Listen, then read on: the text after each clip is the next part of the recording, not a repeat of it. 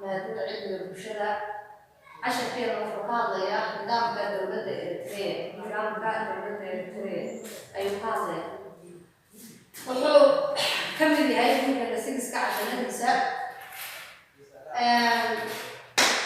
markii ay ka madax banaanaatay Eritrea maamulkii Itoobiya markii ay ka madax banaanaatay soo sheegay in Itoobiya gobol ka mid ah laga dhigay Itoobiya Eritrea 1952 oo ay ka mid noqotay maamul goboleedyada Itoobiya laakiin markii ay ka madax banaanaatay casharkeeda uu ka hadlaya markii ay madax banaanaanshay Itoobiya ka baxday ayuu casharkeeda ka hadlaya markii ay ka madax banaanaatay Eritrea maamulka Itoobiya 1991 ayay noqotay dowlad ka madax bannaan dalka Itoobiya ururkii ayaa loo wareegay maamulkii kuna heshiiyey ururkii ELF ee ahaa xubnadoonka Eritrea ayaa waxay la wareegeen maamulkii markay ka madax bannaanaadeen dowladda Itoobiya ayay maamulkii la wareegeen waxayna ku heshiiyeen ururkaasi in afti laga qabto dalka in afti waxay leedahay doorashooyinka dadka ay shacabka ay qaataan ee madaxa bannaan ayaa leedahay afti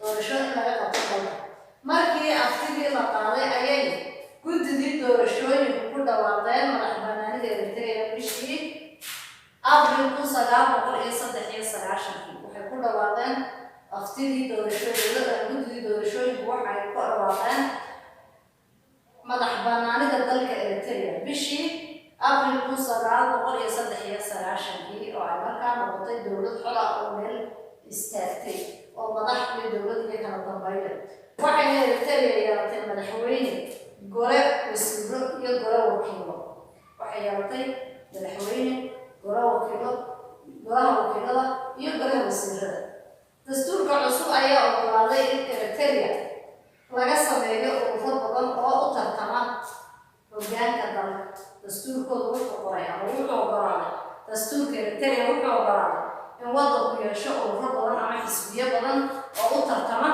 doorashada dalka u tartama dowladdu haddaan xisbi lahayn dowladdu aan xisbiyo iyo ururo lahayn maxay noqonaysaa dowladda aan doorashadeedu lahayn dowlad qofku iska haysto ama cid kuli soo doorto bay noqonaysaa marka waa inay yeelataa xisbiyo iyo ururo gaar ah oo u tartama doorashooyinka oo ay kasoo dhex baxaan dad hogaamiyeya waddanka ka noqon kara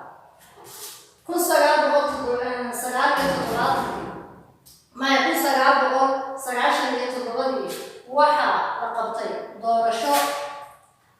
qabtay doorasho gobolada oo dhan waxaa laga qabtay 1997 waxaa laga qabtay dalka doorasho dalka oo dhan ama gobolada dalka oo dhan waxayna u horseeday doorashadaasi samayntii golaha wakiilada in la sameeyo golaha wakiilada oo buuxa oo aan golada doortay inay noqdaan ay doorashadaas horseedo marka iyaga la doorto golihii wakiilada golaha wakiilada ayaa doortay Isaias Afwerki waxaa leedahay madaxweynaha dalka Eritrea loo doortay ayaa waxa soo doortay golaha wakiilada Isaias Afwerki oo ahaa hogaamiyihii guud ee ururkii ELF wuxuu ahaa hogaamiyihii guud ee ururkii ELF ayaa laga doortay inuu noqdo madaxweynaha dalka oo ahaa madaxweynaha dalka markaa wuxuu ahaa madaxweynaha ku-meelgaarka ee dalka hadda laakiin waxaa loo doortay inuu noqdo madaxweyne buuxa markii hore ku-meelgaar waxay leedahay qofka meel ku siisima ka ah ama sii haya meel ayaa leedahay ku-meelgaar marka dowladdu markii aan madaxweyne loo samaynin waxa isaga ayaa wuxuu ka ahaa kusine ama ku-meelgaar buu ka ahaa dowladdii hore ee ku-meelgaarka kadib waxaa loo doortay inuu noqdo madaxweynaha Eritrea inuu dalka Eritrea u noqdo madaxweyne Eritrea waxay ka kooban tahay 9 gobol Eritrea waxay ka kooban tahay 9 gobol ama waxay leedahay 9 gobol madaxweynaha ayaa magacaaba madaxda gobolada madaxweynaha ayaa soo magacaaba madaxda gobolada ka madaxda noqonaysa sida maarta barasaadada iyo gudiyada gobolka maamula waxaa magacaaba madaxweynaha dalka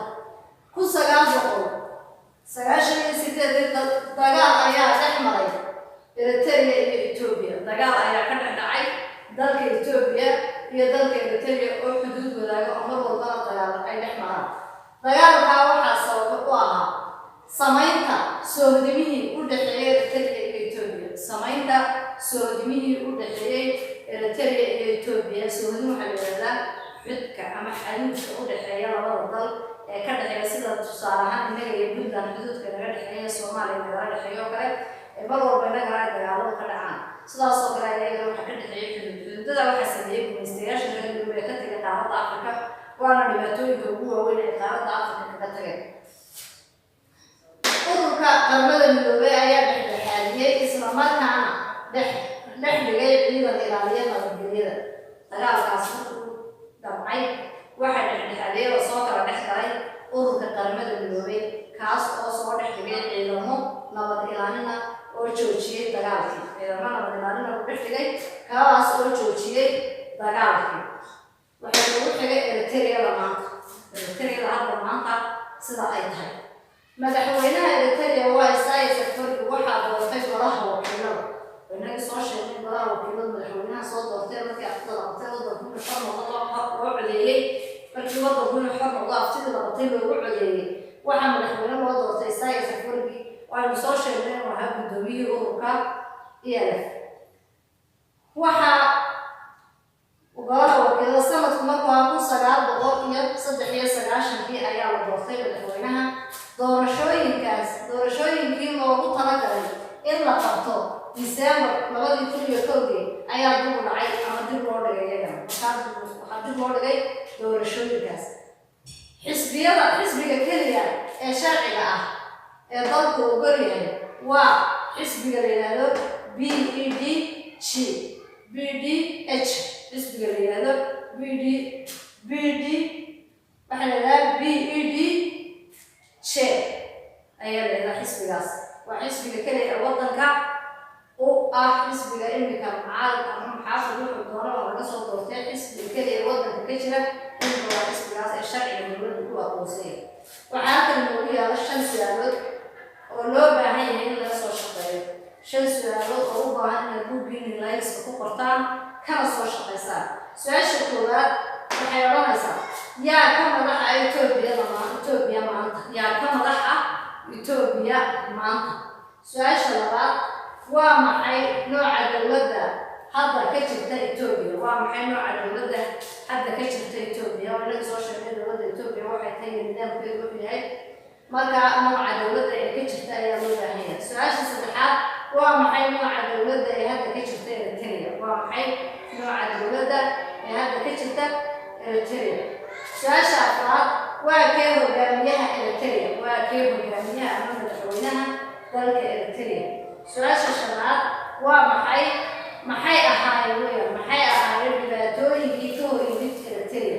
Maxay ahaayeen dhibaatooyinkii badnaa ee Eritrea ka hor yimid ay la kulantay xilligeedii ay soo dhismaysay ama xilligii ay Ethiopia ka go'aysay waqtiyadii dhibaatooyin badan baa marwalba ku hormarayay. dhibaatooyinkaas waxay ahaayeen ayaa loo baahan yahay. marka waxaa loo baahan yahay in layliska laga soo shaqeeyo. maaha casharka inta la dhegeysto oo la iska daayo. waa in layliska casharka ku jira oo laga soo shaqeeyaa kaas oo hadhowto ku xukumi doona imtixaanaadkaaga ama ka qaybgeli doona imtixaanaadkaaga aad gelayso ka mid noqon doona.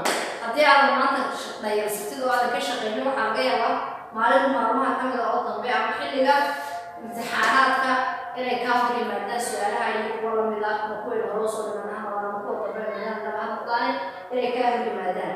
taasina aanay ku caawinin haddii aadan ka soo shaqeynin layliska. haddii si aad ka soo shaqeyso su'aalahaas jawaabahooda maalinta imtixaanaadka ama maalinta la weydiiyo ayay ku anfici doonaan. wassalaamu calaykum waraxmatullaahi wabarakaatu. maanta intaas ayuu noogu egyahay. waxaadna ka soo eegaysaa bogga 9 iyo 9 ee